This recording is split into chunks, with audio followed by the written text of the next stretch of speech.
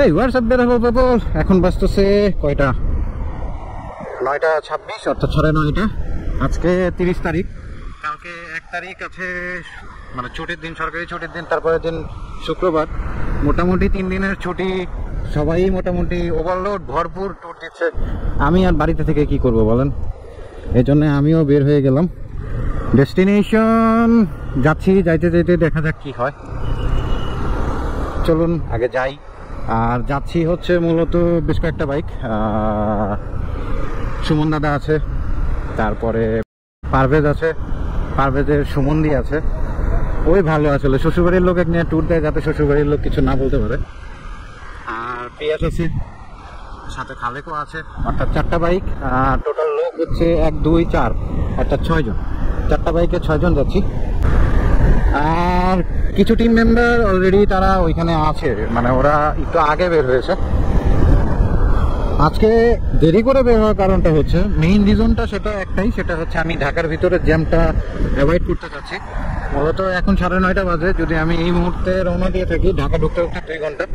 আর 2 ঘন্টার মধ্যে ইনশাল্লাহ আশা করি যে অ্যাটলিস্ট মানে ইয়ের জ্যামটা পার হয়ে যায়, মানে জ্যাম পাবো না, মানে এয়ারপোর্টেও জ্যাম থাকবে, বাট আপনার অন্যান্য যে জায়গাগুলোর যে জ্যামটা ওইটা আর কি থাকবে না। তারপরেও যেহেতু 3 দিন ছুটি, সেহেতু একটা রিস্ক থেকে যায়। তারপরেও চলুন যাই, দেখা যাক কি হয়, আল্লাহ ভরসা। তো আমরা রওনা দিয়ে দিয়েছি অলরেডি, তো চলুন। বাজতেছে কয়টা দেখি,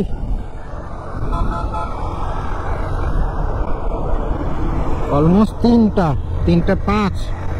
মানে এখন পর্যন্ত আমি চান্দিনা পাই নাই। অর্থাৎ মানে ক্যালকুলেশনে একটু ভুল আছে। সেটা হচ্ছে আমি চিন্তা করেছিলাম যে যেহেতু টানা 3 দিনের ছুটি, জ্যাম হবে এটাই স্বাভাবিক। আর আরেকটা ক্যালকুলেশন করেছিলাম, সেটা হচ্ছে কি বলবো, যে আমি যদি মানে সিরাজগঞ্জ থেকে রাত্রি 9টার দিকে বের হই, তার মানে ঢাকা ঢুকতে ঢুকতে 11টা বাজবে। আর 11টার সময় হয়তো ঢাকায় টুঙ্গিতে কিংবা মহাখালীর এই সাইডগুলোতে একটু জ্যাম পাবো। আর মেঘনা ব্রিজের এদিকে একটু হইলেও জ্যাম পাবো, কারণ ঢাকা থেকে সব বাসগুলো, অর্থাৎ কক্সবাজার, সেন্ট মার্টিন, এগুলো বাসগুলো সব বের হয়ে যাবে।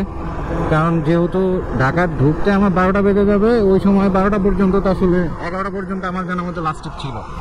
বাট আনবিলিভেবল, মানে I can not believe this.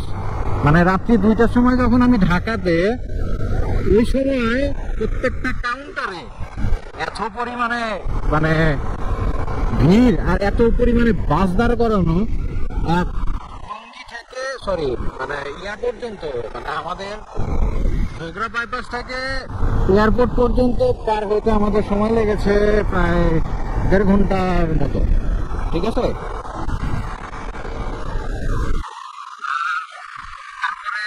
জ্যামের অভাব নাই, মানে টিকাটলিতে জ্যাম, হানিফ ফ্লাইওভারে জ্যাম, এটা সেটা, মানে আনবিলিভেবল। এখন একটু ফাঁকা পেয়েছি, রাত বাজে 3টা। দেখি একটু আগিয়ে যাই। আর আমার এবার হচ্ছে আমার সঙ্গে সাথীদের সবাই আমি হারিয়ে ফেলেছি, মানে মোটামুটি সবাই বের হয়ে গেছে, আমি মনে হয় একটু পিছনে পড়েছি। মূলত আমি আজকে কেমন যেন মানে তাল মিলে যাইতে পারতেছি না, মানে এটার কারণও বুঝতেছি না। আর এই তো একটু ভয় ভয় লাগতেছে, কারণ মানে যে পরিমাণ রিজার্ভ বাস আর কি চট্টগ্রামের দিকে ঝুঁকতেছে, অনেকে এই রোডের পার্মানেন্ট না, যার কারণে তাদেরও চিন্তা ভাবনা যে সকালের মধ্যে যেমনি হোক আমার ইয়া করতে হবে, মানে পৌঁছাইতে হবে।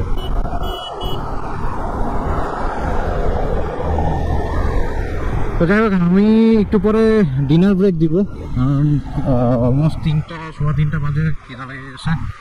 ডিনার ব্রেকের কথা বলতেছি, চলো।